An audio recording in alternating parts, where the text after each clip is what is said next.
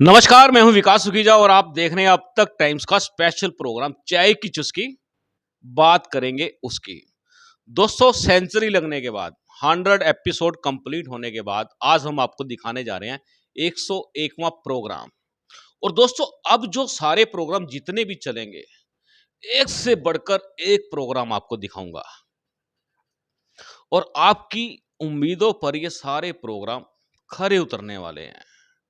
इसमें पक्ष हो, विपक्ष हो, सत्ता हो, कुछ भी हो, हर चीज आपके सामने रखने का प्रयास करेंगे।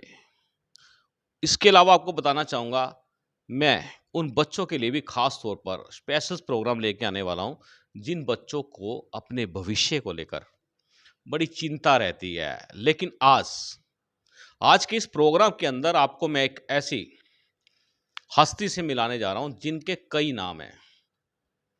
दबंग,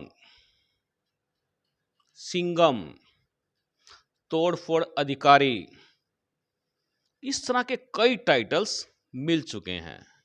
और बात करें तो उनसे जानना और मिलना आपका बड़ा जरूरी है। आज हम खास तौर पर हमने इनवाइट किया है करनाल के डीटीपी आरएस भाट को। जानेंगे आरएस भाट की जिंदगी में आखिरकार ये उथल पुथल उनकी जिंदगी में चल रही है या लोगों की जिंदगी के अंदर चल रही है, चल क्या रहा है। जिस तरह से जहां भी जाते हैं, इन्फोर्समेंट का काम, तोड़ फोड़, लीगल इनलीगल, ये बहुत से मैटर हैं जिस पर कार्रवाई कर रहे हैं। आज सीधा आरएस भाट से हम जुड़ने जा रहे हैं और बहुत से सवालों के जवाब भाट साहब से लेने की कोशिश करेंगे। चलिए ले चलते हैं भाट साहब के पास। दोस्तों, हमारे साथ जुड़ चुके हैं करनाल के डीटीपी आरएस भाट। आज उनसे उनके परिचय के बारे में जानने की कोशिश करेंगे। सबसे पहले स्वागत कर लेते हैं भाट साहब आपका अब तक टाइम्स के स्पेशल प्रोग्राम चाय की चुस्की। बात करेंगे, इसमें बहुत बहुत स्वागत है। धन्यवाद जी आपका। आपने आज काफ़ी देर से पहले भी आप कह रहे थे कि एक इंटरव्यू होना चाहिए, तो मैं आपका भी स्पेशल थैंक्स आपके चैनल का करना चाहूँगा।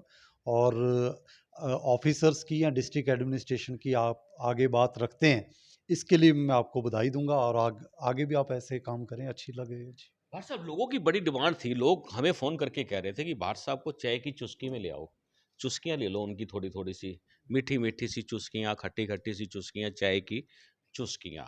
और ये प्रोग्राम दोस्तों अल्टीमेट रहने वाला है। भाट साहब, थोड़ा सा आपका परिचय जानना चाहते हैं। लोगों को तो कई तरह के नाम मालूम है आपको, जिस तरह से दबंग कह देते हैं, तोड़ फोड़ अधिकारी कह देते हैं, गुड़गांव में सिंगम कह देते हैं। तो किस तरह के ये नाम टाइटल्स कहाँ से मिलते जा रहे हैं? देखिए, मैंने town and country planning department को ज्वाइन किया 2010 में एज असिस्टेंट टाउन प्लानर। 4 साल मैं चंडीगढ़ रहा, 4.5 साल एज एटीपी। फिर एटीपी गुरुग्राम में आया मैं 2015 में। और मेरे को डीटीपी प्लानिंग का भी पद जो है वहाँ पर 2017 मिला। उसके बाद मेरे को एनफोर्समेंट में डीटीपी एनफोर्समेंट का काम दिया गया। तो एज डीटीपी एनफोर्समेंट गुरुग्राम में काफ़ी इलीगल कंस्ट्रक्शन के ऊपर मैंने कार्रवाई सख्ती से की। उसके कारण लोगों में ये रहा कि जी, देखिए, ये पदवी लेना भी सिंघम की आम बात नहीं है। अगर मैंने अपना काम कोशिश किया है कि अच्छी तरह करूं और जो सरकार की नीतियां उसको इम्प्लीमेंट करूं, तो अगर ये नाम दिया गया तो मैं इसका जनता का धन्यवाद करता हूं। मतलब स्वागत है आपको, इन नाम एक्सेप्ट हैं ये वाले आपको। बिल्कुल एक्सेप्टेड है जी। जो भी मेरे को जिम्मेवारी विभाग देगा, उसको मैं पूरी कोशिश करूंगा कि अच्छी तरह निभाऊं। ज्यादातर अगर हम बात करें, आपको कौन सा नाम अच्छा लगता है? दबंग अच्छा लगता है, या सिंगम अच्छा लगता है, या तोड़फोड़ अधिकारी अच्छा लगता है? इन तीनों में से बात करें, कौन सा नाम अच्छा लगता है? देखिए, मेरी प्रेफ़रेंस पूछी जाएगी तो मेरी प्रेफ़रेंस वही है जो जनता मुझे कहना चाहे। जो सिंघम कहना चाहते हैं वो सिंघम अच्छा लगता है, कोई तोड़-फोड़ अधिकारी कहे तोड़-फोड़ अधिकारी अच्छा लगता है जी। लेकिन डीटीपी के दोनों तरह के काम हैं। ज़्यादातर लोग प्रोजेक्ट कर देते हैं कि शायद हम एनफोर्समेंट में ज़्यादा काम कर रहे हैं। लेकिन अदरवाइज़ भी प्लानिंग एस्पेक्ट भी उतना ही इम्पोर्टेंट है कि हम एक शहर को अच्छा बनाने के लिए प्लानिंग एस्पेक्ट भी उतना इम्पोर्टेंट है, एनफोर्समेंट भी उतना अच्छा। तो हम दोनों में काम कर रहे हैं। ये है कि लोगों के ऊपर डायरेक्टली जो दिखता है उनको वो एनफोर्समेंट दिख रहा है, अदरवाइज प्लानिंग एस्पेक्ट भी अच्छा कोशिश कर रहे हैं जी। बिल्कुल दोस्तों, आपको बता दें, आपको जो दिख रहा है उससे एक छवि क्रिएट हो जाती है। लेकिन जो हो रहा है आपके फ़ायदे के लिए, वो आज मैं डीटीपी साहब से बड़ा जानने की कोशिश करूँगा कि एनफोर्समेंट का काम जब होता है, तब रंग, रूप, स्टाइल और भाव सब चेंज हो जाते हैं। और जब डेवलपमेंट की बात करें, नई प्लानिंग की बात करें, तब स्टाइल चेंज हो जाता है। डीटीपी साहब प्रोफ़ेसर रहे हैं आप, शिक्षक रहे हैं और शिक्षक का स्वभाव, उनकी सोच बड़ी पॉजिटिव होती है। लोगों को, बच्चों को एक नई दिशा देने की होती है और एकदम से आपने ये डिपार्टमेंट जॉइन कर लिया, कई तरह के रूप बदल जाते हैं, क्या लगता है? देखिए, आप ठीक कह रहे हैं, मैं अमृतसर यूनिवर्सिटी, गुरु नानक देव यूनिवर्सिटी में गुरु रामदास स्कूल ऑफ प्लानिंग से पढ़ा हूँ। तो मेरे जो भी वहाँ टीचर भी रहे हैं, जब मैं पढ़ा हूँ वहाँ, फिर मैंने वहाँ टीचिंग भी की है लगभग साढ़े 3 साल। जी, तो मेरे एक गुरु थे, टीचर थे, प्रोफ़ेसर थे। उन्होंने ये कहा था, देखिए, जब आप डिपार्टमेंट में आते हैं, तो आप डिपार्टमेंट की बात करें। जब आप डिपार्टमेंट से स्टडी करके या करवा के इस महकमे से बाहर घर जाते हैं, तो घर की बात करें। तो वो आपको रोल अकॉर्डिंगली अदा करना पड़ेगा। तो वही मैं कोशिश कर रहा हूँ कि उनकी इस बात को, मिस्टर लूथरा की बात को ये आज जी। सही करूँ कि जब मैं एनफोर्समेंट में जाता हूँ, आप देखोगे कि मैं कोशिश करता हूँ कि स्ट्रिक्ट रहूँ, कि इम्प्लीमेंट करूँ अपनी पॉलिसी को। अगर मैं प्लानिंग में हूँ, तो लोगों की जो दुविधा है, उसको कैसे हल करना है, उसमें अलग रूप रहता है। अगर मैं शाम को अगर कहीं बैठा हूँ, अपने चाय पी रहा हूँ, जैसे आपके साथ आज चाय पी रहा हूँ, तो मेरा व्यवहार अलग रहेगा। जो मुझे ऑफ़िस में मिलते हैं, वो व्यवहार अलग देखते हैं, जो फ़ील्ड में देखते हैं, वो अलग देखते हैं। तो मेरा ख़्याल, जो मैंने सीखा है अपने गुरु लोगों से, लूथरा जी से। वो लूथरा जी से या और भी बहुत सारे प्रोफ़ेसर से, वो मैं कोशिश कर रहा हूँ अच्छा काम करूँ। जी। डीटीसीपी साहब, एक बात जो बात है कि मान लो आप जब तोड़-फोड़ के कार्य में लगे हैं, उस समय जो आपके चेहरे का इंप्रेशन है, वो बड़ा देखने को ऐसा लगता है कि बड़े गंभीर हो आप।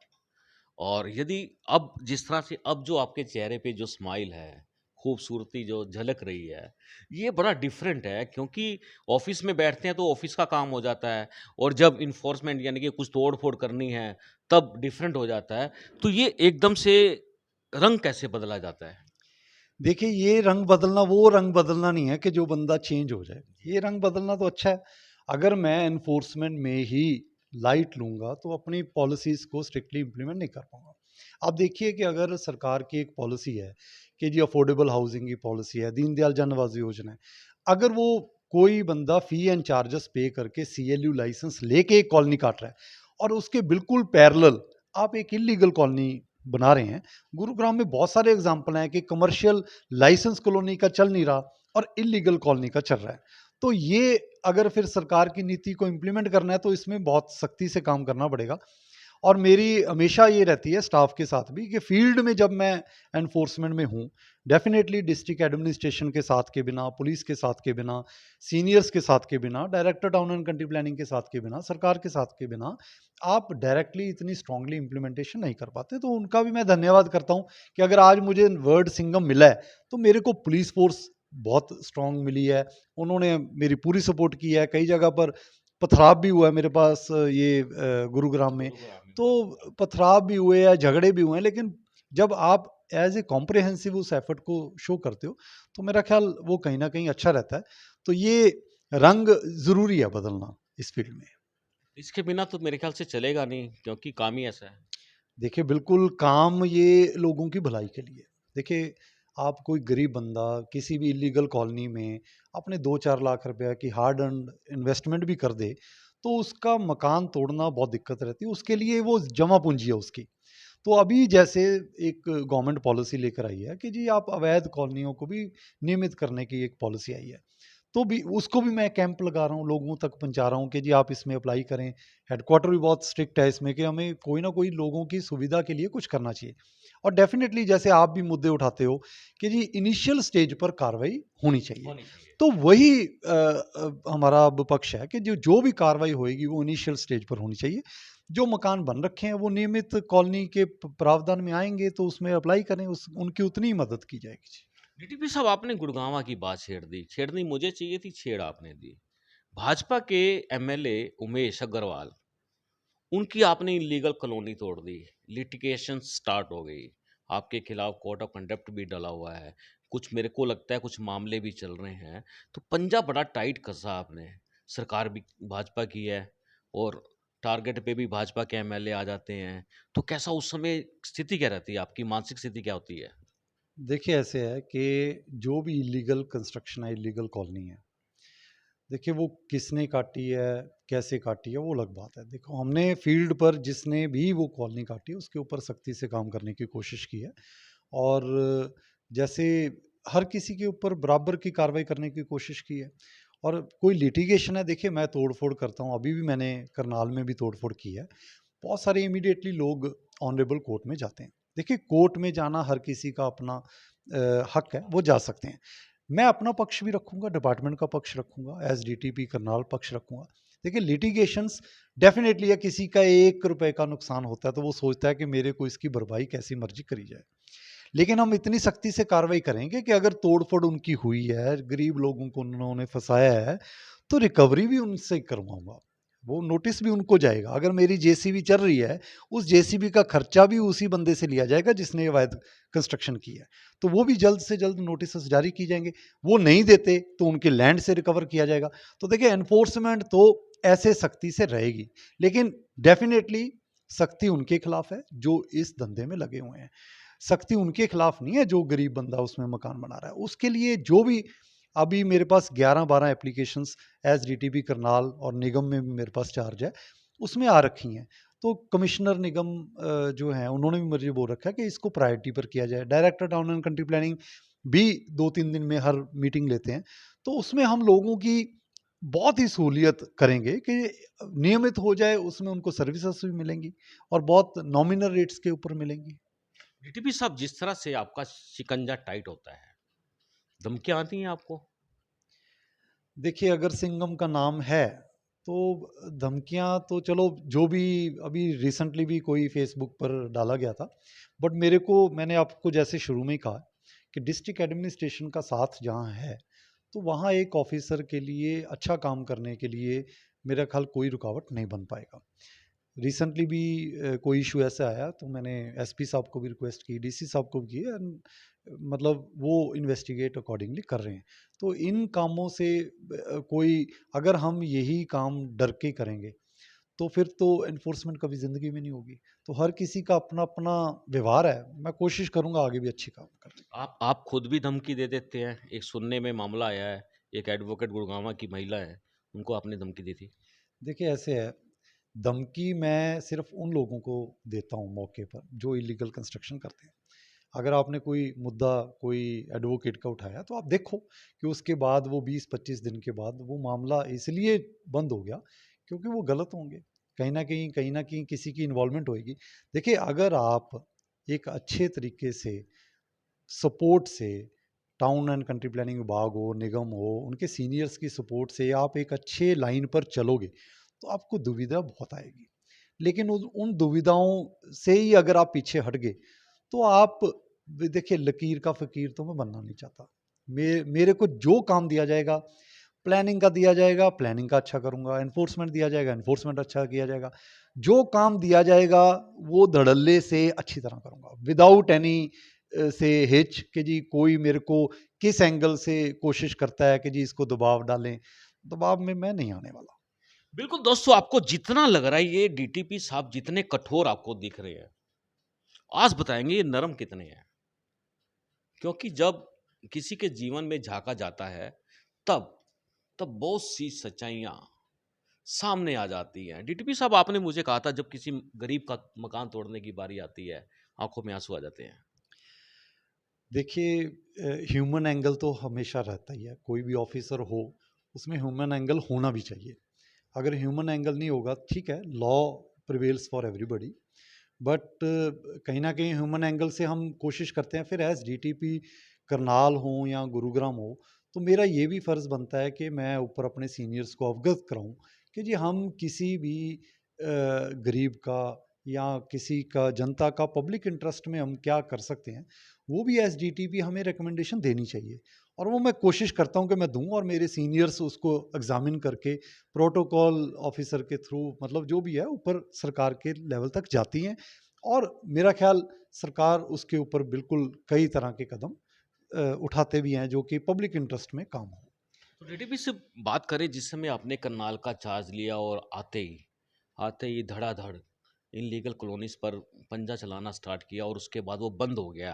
अब सिर्फ गैंगस्टर जो लोग हैं उन पर टारगेट बनाया जा रहा है, लेकिन जो इनलीगल कॉलोनियाँ काट रहे हैं, अवैध कॉलोनियाँ काट रहे हैं, उन पर अभी तक आपकी कोई बड़ी कार्रवाई नहीं दिखाई दे रही है। क्या लगता है, कोई प्रेशर क्रिएट है सरकार का, या पॉलिटिकल लेवल्स पे कुछ है, या प्रशासनिक स्तर पर है? क्या है, ऐसे लोगों को कब रोक पाएँगे? क्योंकि गरीब जो लोग हैं, वहाँ फँस जाते हैं, उनकी रजिस्ट्रियाँ नहीं होती। फुल पेमेंट एग्रीमेंट के ऊपर उनको प्लॉट बेच दिए जाते हैं और जब वो बनाने लगते हैं, फिर आपका पीला पंजा पहुँच जाता है। तो क्या लगता है आपको? देखिए, मैंने जैसे आपको कहा है, प्रेशर का कोई इशू नहीं है इसमें। ओवरऑल एफर्ट्स यही हैं, चाहे डिस्ट्रिक्ट एडमिनिस्ट्रेशन में सीनियर ऑफिसर्स हों, चाहे चंडीगढ़ के हमारे सीनियर्स हों, अल्टीमेट ऑब्जेक्टिव एक ही है कि इनिशियल स्टेज पर कार्रवाई की जाए। आपको पीला पंजा इसलिए भी कम लग रहा है फील्ड में कि सरकार की अभी एक पॉलिसी आई है कि 1 जुलाई 2022 से पहले अगर कोई कॉलोनी कट चुकी है, उसमें मकान बन चुके हैं, तो जिसने जो बनाया वो वहीं रुक जाए, उसको नियमित करवाने की पॉलिसी आ चुकी है। कभी भी ये स्टेप नहीं आया कि निगम के क्षेत्र के, निगम में कॉलोनीज रेगुलराइज होती थी, उसका एक प्रोसेस था। निगम के बाहर के क्षेत्र की भी town and country planning department ने, विभाग ने एक पॉलिसी लिख रहे हैं, उसमें लोग अप्लाई करें, कितने मकान बन रखे हैं। पहले ये भी होता था कि 50% कॉलोनी डेवलप होगी तो ही उसको नियमित किया जाएगा। अब उसमें 20%, 2%, 1% उसके नॉर्म्स फिक्स कर दिए। 25% तक अलग नॉर्म्स हैं, पार्क छोड़ेगा, कुछ करेगा, मतलब ओवरऑल एक ब्रॉड सुविधा वो दे सकता है। तो उसमें क्या है कि जितनी भी इलीगल कंस्ट्रक्शन ऑलरेडी बन चुकी है, 1 जुलाई 2022 से पहले हम कोशिश कर रहे हैं कि लोग उसमें अप्लाई करें और उसमें करें। लेकिन फ्रेश कंस्ट्रक्शन के ऊपर मैंने अपनी एक लिस्ट तैयार कर रखी है। अभी आज भी मैंने अपनी टीम को बोला है कि मेरे को कॉलोनी वाइज़ अगर कोई नई कॉलोनीज़ पीछे कटी हैं, उसमें 5% कंस्ट्रक्शन थी, उसमें ही अगर लोग मकान बनाना शुरू कर दें, तो देखो सरकार की नीति का कोई फ़ायदा नहीं होगा। तो आज मैं उसको 2% मानकर एग्ज़ामिन कर रहा हूँ। जब तक एग्ज़ामिनेशन हुए, वहाँ पर 25% मकान बन जाएँ, तो वो ज़िम्मेदारी भी मुझे ओटनी पड़ेगी, क्योंकि वो जो मेरा काम है, जो मेरा दायित्व दिया गया है, वो मैं स्ट्रिक्टली फ़ॉलो करूँगा। तो मैं एक लिस्ट बनवा रहा हूँ, कोशिश करेंगे जी उसके ऊपर सख्ती से कार्रवाई हो। आपके माध्यम से मैं ये भी कहूँगा कि फ्रेश कंस्ट्रक्शन ना करें।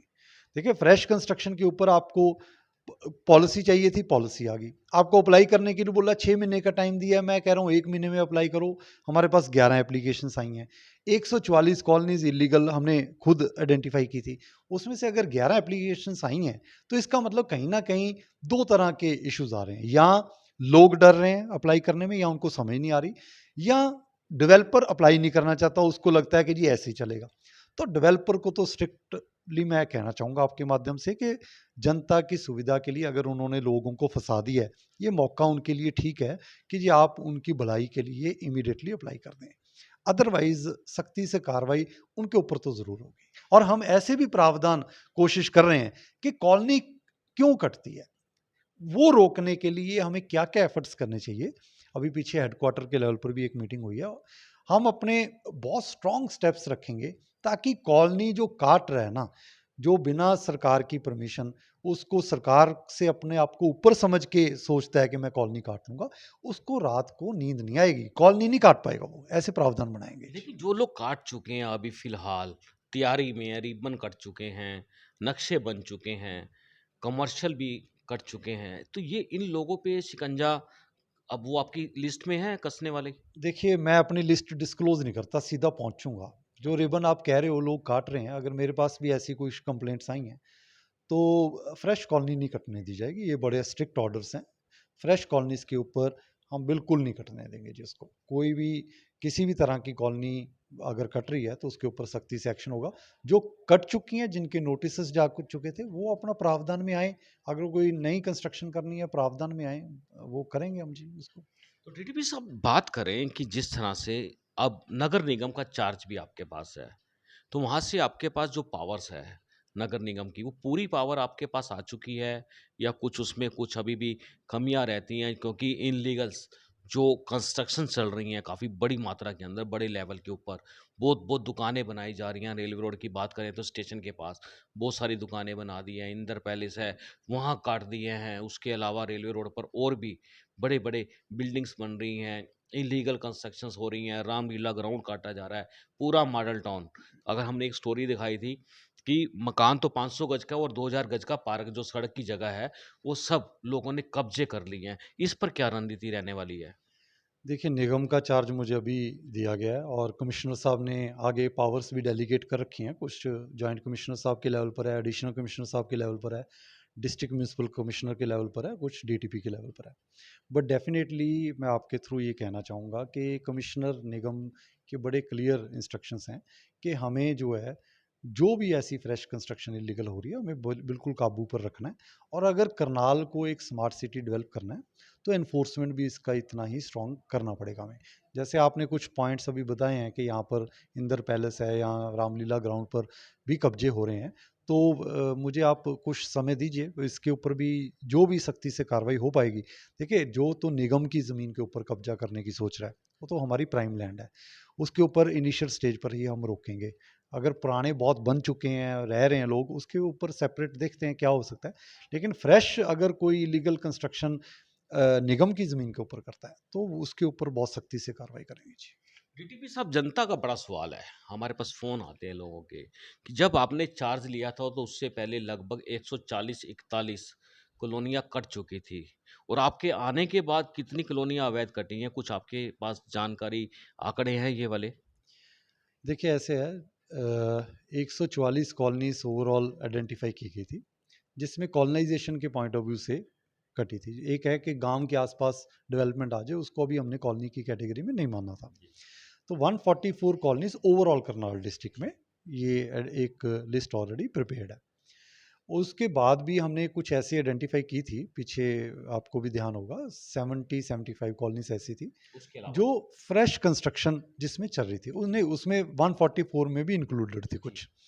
तो उस पर लेकिन अब क्योंकि 1 जुलाई 2022 वाला क्राइटेरिया आ गया है, उसके बाद जो अभी तक मेरे नोटिस में आया है, वो 2-3 कॉलोनीज़ हैं, उनके नोटिसेस पूरे हैं।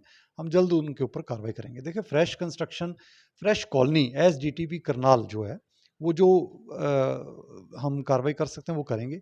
एज़ डीटीपी निगम जो सेपरेट कार्रवाई चाहिए, क्योंकि वो अपने प्रावधान में भी हम कर सकते हैं निगम में, वो अलग कराई जाएगी। और एक कॉलोनी अगर वो निगम के क्षेत्र में पड़ती है, उसमें इंडिविजुअल कंस्ट्रक्शन के ऊपर तो निगम इमीडिएटली कार्रवाई हम करने की कोशिश करेंगे। जी। डीटीपी साहब, अगर हम आपकी पर्सनल ज़िंदगी में झाँकें, छोटा-सा परिवार है, एक बेटा है आपका, वाइफ़ है और इतना बड़ा आप तामझाम छेड़ देते हैं, क्या रहता है मन में, क्या चलता है? देखिए, मैंने जैसे आपको कहा है कि जब मैं ऑफ़िस में हूँ, जी, तो ऑफ़िस की ही बात करता हूँ और जब फ़ील्ड में हूँ, फ़ील्ड की बात करता हूँ। जी। तो ह्यूमन एंगल रहता है, लेकिन अदरवाइज़ भी जो है, ऑफ़िस के प्रति जो भी मेरे को ज़िम्मेवारी दी गई है, वो मैं आगे भी ऐसे ही निभाता रहूँगा। जी। डीटीपी साहब, गुड़गाँव में आपने लगभग 15,000 झुग्गियाँ गिरा दी थी। बहुत बड़ा मामला हुआ था, बड़ा बवाल मचा था। यहाँ भी काफ़ी झुग्गियाँ हैं, क्या लगता है? देखिए, गुरुग्राम में एक सरस्वती कुंज नाम की जगह थी, जो कि सरकार ने टेक ओवर कर ली थी। उसके ऊपर हम एक स्कीम लेकर आ रहे थे, टाउन एंड कंट्री प्लानिंग विभाग, ताकि जो 300 लोगों की रजिस्ट्री थी, वो 800 लोगों में बँट गई, बिल्डर ने ऐसे भेज दिए।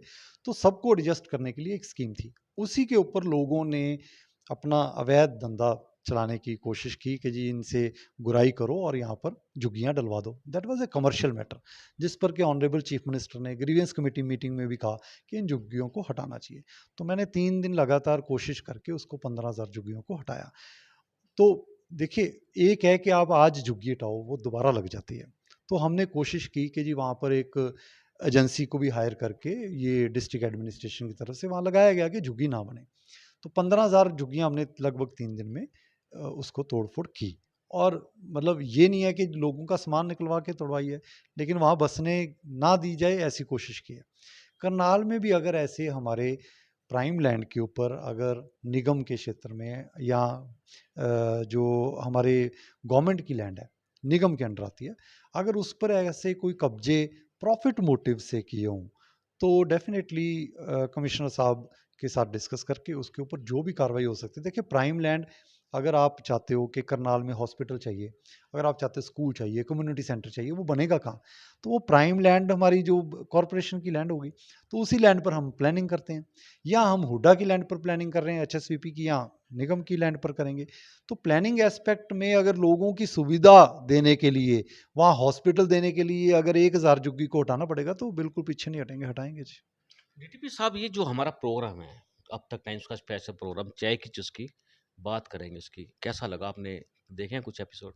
देखिए, मैंने आपके पीछे जब करनाल में जॉइन किया, तो मेरे को लगा कि यहाँ मीडिया जो बंधु हैं, वो काफ़ी एक्टिव भी हैं, और ऑफ़िसर्स के साथ भी उनके क्वेश्चंस, जैसे आज आपने सीधे क्वेश्चन पूछे हैं, तो मुझे अच्छा लगा है कि जी आप एक अच्छा ये आपने एक एपिसोड शुरू किया है, जो कि लोगों तक पहुँचे। और कई बार ये लगता है कि ऑफ़िसर हर चीज़ जनता तक नहीं पहुँचा सकती। उसमें आपका बहुत ही इम्पोर्टेंट रोल है, और मुझे उम्मीद है कि आगे भी आप ऐसे मेरा सौभाग्य होगा कि आपको मैं आगे भी अच्छे इंटरव्यू देता रहूँ और काम करके देता रहूँ। ये ना मुझे लगना बताना पड़े कि जी मैंने आपको पिछले इंटरव्यू में ये कहा था, लेकिन अब मैं इस पर खरा नहीं उतरा। तो जैसे आपने कहा कि जी आप खरे उतरेंगे जनता के उस पर, वैसे मुझे उम्मीद है कि जी जब जो रिस्पॉन्सिबिलिटी जब तक मैं करनाल हूँ, मैं अच्छा काम करने की कोशिश करूँगा। हाँ, जनता का मेरे को बहुत साथ की ज़रूरत है। जब तक जनता साथ नहीं देगी, तो हम करनाल को सुधार नहीं पाएँगे। हर किसी का अपना इंडिविजुअल रोल है। अगर आप कहते हो कि सड़क के ऊपर किसी ने एक एन्क्रोचमेंट कर ली, उसकी भी एक ज़िम्मेवारी है इस नागरिक करनाल की। वो भी कोशिश करे कि जी आप इसके कारण 100 लोग परेशान हो रहे हैं, तो उसको भी समझना चाहिए। देखिए, एनफोर्समेंट या डंडा प्लानिंग तब आती है जब खुद अपनी रिस्पॉन्सिबिलिटियाँ फ़ील ना करो। तो हम लॉ के अकॉर्डिंग फिर वो उस एनफोर्समेंट को एनफोर्स करते हैं। तो अगर सारे लोग 50% भी मेरे साथ दें, तो मेरा ख़्याल हम बाकी 50% हम सँभाल लेंगे। जी। डीटीपी साहब, आपने कहा है कि जो अवैध कॉलोनियाँ कट चुकी हैं, 25% बन चुकी हैं, अब उनको एक क्राइटेरिया के अंदर लिया जा रहा है। कुछ कॉलोनियाँ शहर के अंदर ऐसी हैं, जैसे हम बात करें न्यू बहादुर चंद कॉलोनी है, वहाँ पर एक पार्क की जगह काटी गई थी। वो पार्क के ऊपर ही कब्जा है, वो केस भी हार गए हैं, फिर दोबारा कोर्ट में चले जाते हैं। तो ऐसे पार्कों को मुक्त कराया जाएगा? देखिए, वो मुझे case to case exactly study करना पड़ेगा कि ओनरशिप किसकी थी, कैसे कटे प्लॉट, कोर्ट के क्या ऑर्डर थे। तो अगर तो वो कोई गवर्नमेंट की लैंड थी, उसको सेपरेटली ट्रीट किया जाएगा। अगर प्राइवेट लैंड थी, उस पर कॉलोनी कट गई, लोगों को मकान दे दिए हैं, उसको सेपरेटली एग्ज़ामिन करना पड़ेगा। और मैं आपके माध्यम से ये भी कहूँगा, देखिए एनफोर्समेंट तो है कि आम जनता से डायरेक्टली जुड़ी हुई है, ऐसे प्लानिंग एस्पेक्ट भी है। आप देखिए कि किसी ने भी लाइसेंस कॉलोनी में घर बनाना है, तो बिल्डिंग प्लान पास करवाना पड़ेगा, उसको कंप्लीशन सर्टिफिकेट लेना पड़ेगा। तो अब हम क्या है कि हमारा एक सॉफ्टवेयर है, अगर आपने लाइसेंस कॉलोनी में किसी का भी एक नक्शा पास करवाना है, 6 घंटे में नक्शा पास होगा। ओके। आपको ऑफ़िस में आने की ज़रूरत नहीं है। हॉप पास सिस्टम है हमारा, उसमें आप अप्लाई करें, सॉफ्टवेयर अपने आप एग्ज़ामिन करता है। पहला नक्शा अगर आपने अप्लाई करना है, चाहे अंसल है, सीएचडी है, अल्फ़ा सिटी है, संतूर है, कोई भी लाइसेंस कॉलोनी है, 6 घंटे से 1 मिनट ऊपर नहीं जाता जी, वो नक्शा पास होगा। लोगों को सीसी में दिक्कत आती है, कंप्लीशन सर्टिफिकेट ओसी लेना होता है। तो अभी मेरे असिस्टेंट टाउन प्लानर हैं यहाँ पर संजय सैनी जी। हम दोनों उस पर वर्किंग कर रहे हैं कि लोगों की सहूलियत के लिए क्या किया जाए। इवन हेडक्वार्टर को मैंने ये कहा है कि ये डायरेक्टली लोगों के साथ जुड़ा हुआ मैटर है। इसको हम कैसे स्ट्रीमलाइन कर सकते हैं, उसके ऊपर मैंने अपने सजेशन भी दिए हैं। और जल्द ही आप देखेंगे कि हम लोगों के कंप्लीशन सर्टिफिकेट ओसी भी, मुझे नहीं लगता कि 8 दिन से ऊपर मिले हो। 8 दिन से ऊपर हम लेंगे नहीं। 8 दिन में बंदे के घर की अगर कंप्लीशन, उसका डॉक्यूमेंटेशन पूरी है, घर ओके है, वायलेशंस के बिना है, 8 दिन में कोशिश करेंगे उनको ऑक्यूपेशन सर्टिफिकेट देने में। ऐसे ही कोई भी मुद्दा हो, अगर अभी मैं सीएचडी सिटी गया हूँ, उनके डेवलपर के साथ बहुत मुद्दे हैं, अल्फा सिटी के बहुत मुद्दे चल रहे हैं। तो एज़ प्लानिंग, डीटीवी प्लानिंग, मेरे वो भी एस्पेक्ट हैं कि मैंने बिल्डर और उनके बीच में बैठकर उनके भी मुद्दे सुलझाने हैं। काफ़ी मीटिंग्स मैंने की हैं। लोगों को लगता है कि जी अभी शायद वो एकदम से हम आगे नहीं बढ़ पाए, लेकिन जो मुद्दे इतने सालों से रुके हुए हैं, तो उनको एक मतलब एंड तक पहुँचाने के लिए थोड़ा टाइम ज़रूर लग रहा है, लेकिन हम सुलझाएँगे।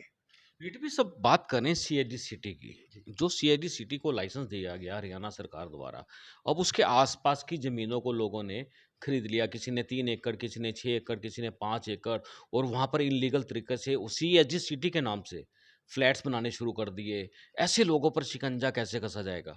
देखिए, कुछ तो वहाँ पर दीनदयाल जन आवास योजना में लोगों ने लाइसेंस लिए हैं सीएचडी सिटी में। सीएचडी सिटी भी एनसीएलटीसी में चले गए हैं सीएचडी वाले भी। तो उसका एक अलग मुद्दा चल रहा है कि जी वो बिल्डर बाहर हो गया तो हमने कैसे उसको डेवलप करवाना है। और उसके आस-पास अगर कोई इल्लीगल कॉलोनी कट रही है, तो मेरे नोटिस में सिर्फ़ एक आधा ऐसा केस है। लेकिन अगर ऐसा है, एग्ज़ामिन करवा के उसको कार्रवाई करेंगे जी, बिल्कुल। डीटीपी साहब, ये तीन जो अल्फा सिटी है और सीआईडी सिटी है और एक और कॉलोनी है बूढ़ाखेड़ा के पास, तो इनके अंदर जो सरकारी एक बहुत बड़ा नाला कह सकते हैं, उसको नाला जा रहा था, ड्रेनेज जा रही थी, उस ड्रेनेज पर कब्जा हो गया है, उसी को बंद करके उस पे कब्जे कर लिए गए हैं, प्लॉट्स काट दिए गए हैं। वो कैसे, ये इतना बड़ा झोल कैसे पड़ जाएगा? देखिए, अगर कोई वो सरकारी नाला था या ज़मीन थी, उसके ऊपर मेरे नोटिस में है कि कोई कोर्ट केस भी चला था। उस कोर्ट केस का कोई ऑर्डर भी आया है। उसमें पैमाइश कराई जा रही है अल्फ़ा सिटी में कि जी ऐसा कोई इश्यू है, तो डिमार्केशन करवा के उसको हम निपटारा करेंगे।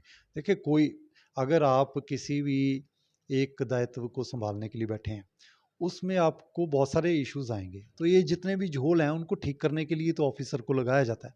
तो कोशिश करेंगे कि उसको कैसे करना है। देखिए, सरकारी ज़मीन के ऊपर कब्ज़ा बिल्कुल भी बर्दाश्त नहीं करेंगे जी। डीटीपी साहब, जान लेते हैं जाते जाते, मुगल कैनाल के ऊपर एक बहुत बड़ा शोरूम कट गया है और उसने पार्किंग की तरफ से रास्ता निकाल रहा है। क्या कार्रवाई हुई है उसके ऊपर? कुछ आपकी नोटिस में है? देखिए, मेरे नोटिस में ये मुद्दा आया, शायद आपने भी पहले इस मुद्दे को उठाया था और हमने जो विभाग की कार्रवाई होती है, उसके लिए हमें 1-2 नोटिसेस जो रूल के अकॉर्डिंग देने हैं, वो मैंने कंप्लीट कर दिए हैं। और मेरी कोशिश है कि आज मैं उस साइट को खुद भी विज़िट करूँगा कि क्या वायलेशन है उसमें। और देखिए, वायलेशन तो उनको हटानी पड़ेगी, अदरवाइज़ हम सख्ती से काम करेंगे। अगर ऐसे ही लोग आप देखिए, हमारे सामने एग्ज़ाम्पल है चंडीगढ़। आप जो बैक साइड से जो सेक्टर रोड्स के ऊपर है, किसी ने दरवाज़ा भी नहीं खोल रखा। तो मेरा वही मानना है कि जी हर किसी को अपनी रिस्पॉन्सिबिलिटी समझनी पड़ेगी। देखिए, 1 इंच लैंड भी कीमती है। आप प्रॉफ़िट मोटिव के चक्कर में सारे करनाल को दुखी कर दो, वो तो कोई बर्दाश्त नहीं करेगा। पब्लिक इंटरेस्ट, अगर आप सारे थड़े बना लो अपने घर के आगे और जो आप उस बाज़ार से निकलो या मैं निकलूँ या उनका परिवार वाला भी कोई और बाज़ार से निकले, तो ये कहते हैं देखो जी ये गंद मचा रखा है। तो ये धारणा तो हर किसी को पता है कि मैंने क्या करना है। तो ये मुगल कैनाल वाला मैं आज विज़िट भी करूँगा, लेट मी सी कि जी क्या उसमें इश्यू है। तो जो भी कार्रवाई है करेंगे जी, बिल्कुल। डीटीपी साहब, एक तो आपसे हम ये जानना चाहते हैं कि लोगों के फ़ायदेमंद की क्या-क्या आपके डिपार्टमेंट की योजना है? सबसे बड़ा सवाल यही है। और उसके बाद अगर हम बात करें, ये आरएस भाट जैसे डीटीपी और कितने हैं हरियाणा में? देखिए, आरएस भाट तो मेरा ही नाम है अभी तो। आरएस भाट तो मैं रहूँगा, हर किसी की अपनी आइडेंटिटी होती है। आप जैसे मैं पूछ रहा हूँ। नहीं, देखिए मेरे जैसे तो हर किसी को दूसरे की तरह बनना भी नहीं चाहिए। हर किसी की अपनी आइडेंटिटी है, पॉजिटिव है, नेगेटिव है। अगर मेरी अपनी आइडेंटिटी बनी है, तो अच्छी बात है जी, और भी अच्छे काम करने की कोशिश करूँगा। और बाकी जो देखिए, हर कोई सोचता है कि डीटीपी सिर्फ़ तोड़-फोड़ के लिए है। मैं आपके माध्यम से यही कहूँगा कि बहुत सारी अच्छी पॉलिसीज़ हैं। आपके माध्यम से ये कहूँगा कि जी इल्लीगल कॉलोनीज़ को इमीडिएटली आप अप्लाई करें। डिस्ट्रिक्ट एडमिनिस्ट्रेशन डीसी साहब के लेवल पर भी हम इसको मीटिंग्स को जल्दी करवा के जो नियमित हो सकती हैं कॉलोनीज़, आप जनता को कोई भी उसमें परेशानी है, डेवलपर को परेशानी है, लेआउट प्लान कैसे बनाना है, मेरे ऑफ़िस में जब मर्ज़ी आके वो पता कर सकते हैं। इवन मैंने कैंप भी लगाए हैं, और भी कोई सहूलियत चाहिए हम करेंगे जी। दूसरा, हम लाइसेंस कॉलोनीज़ में भी मैं कहना चाहूँगा आपके माध्यम से कि जी लोगों की जो दुविधा है, हमने स्टार्ट किया है उस दुविधा को ख़त्म करने के लिए, और कोशिश करेंगे जी उसको भी जल्द से जल्द ठीक करें। और कोई भी, मैं ये आपके माध्यम से बहुत ज़रूरी कहूँगा कि कई बार लोग सोचते हैं कि ये अफ़सर के पास जाके हम करेंगे क्या जी, इसने तो जी इसका काम नहीं है, इसका ये नहीं है, इसका वो नहीं है। तो एज़ डीटीपी करनाल या एज़ डीटीपी निगम, अगर किसी के पास बहुत अच्छा कोई सुझाव है कि अवैध कॉलोनी ना कटे, उसको हम कैसे बचा सकते हैं, कौन से रूल्स बना सकते हैं, लाइसेंस कॉलोनियों में उनको कोई दिक्कत है, उनको हम कैसे ठीक कर सकते हैं, तो सुझाव ज़रूर दें। देखिए, कोई एक छोटा सुझाव भी आपको करनाल के लिए एक बहुत अच्छी सौगात मिल सकती है, तो वो सुझाव ज़रूर दें। आप दबंग, सिंघम, तोड़फोड़, अगर हम इसी पे बात करें, इस स्टाइल में, क्या मैसेज देना चाहेंगे? देखिए, एज़ एनफोर्समेंट, एज़ आरएस भाट एनफोर्समेंट ऑफिसर, आपके माध्यम से मैं ये कहूँगा कि जो अवैध कॉलोनियाँ काटते हैं वो बंद कर दें काटना, उनके ऊपर कोई भी रियायत नहीं होगी। जब तक मैं एज डीटीपी करनाल काम कर रहा हूँ, इलीगल कॉलोनाइजेशन के ऊपर जो लोग गरीब को फंसा रहा है, देखो एक तो उनको बद्दुआएं उनकी तो लगेंगी लगेंगी, तो हम बद्दुआ तो नहीं दे सकेंगे लेकिन हम काम करेंगे। उनकी बद्दुआ यही होएगी भी इनका घर टूटे, तो भाई ऐसे टूटेंगे फिर तो उनको सुधर जाना चाहिए। देखिए प्रावधान बहुत है, प्रावधान ऐसी सख्ती भी करेंगे, डिस्ट्रिक्ट एडमिनिस्ट्रेशन चाहेगी अंदर भी करवाएंगे इनको। तो गरीब को फंसाना बंद करें और अच्छी स्कीम में अगर वो पास करवाना चाह रहे हैं करवाएं। जितनी तेजी से मैं इन्फोर्समेंट करता हूं, अगर वो लीगली कोई काम करवाना चाह रहे हैं उससे जल्द उसकी रिपोर्ट भेजना जो मेरे दायित्व में है वो मैं भेजूंगा। बिल्कुल दोस्तों, आपको बता दें ये है हमारे साथ आरएस भाट, और आते ही हर आदमी के जहन में आरएस भाट जो नाम है वो घुस गया है। अब घुस गया है, निकलेगा कैसे? वो निकलेगा इनके आचरण से। और दोस्तों आप देख रहे हैं अब तक टाइम्स का ये स्पेशल प्रोग्राम चाय की चुस्की, बात करेंगे उसकी। दोस्तों जाने से पहले एक बात जो हम आपको बताते हैं वो बता देते हैं। करनाल की स्मार्ट सड़क है एक, बड़े दिल से बनाई थी हरियाणा के मुख्यमंत्री ने करनाल के लोगों के लिए। अब दोस्तों जिन लोगों ने बनाई वो भ्रष्टाचार के, क्या कह सकते हैं कि वो भ्रष्टाचार की गंगा के अंदर बेइंतहा डुबकियां लगा चुके हैं। आज इस सड़क पर 2267 चेपियां लग चुकी हैं। सुंदरता है जो चेपियों में, टाकियों में बदल चुकी है। हम चाहेंगे ज्यादा से ज्यादा शेयर कर देना और ज्यादा से ज्यादा कमेंट कर देना। आप देख रहे हैं अब तक टाइम का स्पेशल प्रोग्राम चाय की चुस्की, बात करेंगे उसकी। मैं हूं विकास सुखीजा अपने साथी रिकेश के साथ। नमस्कार, जय हिंद, जय Bharat. This is important for you and your loved ones. Choose a policy today from Star Health Insurance. This is important for you and your loved ones. Choose a policy today from Star Health Insurance.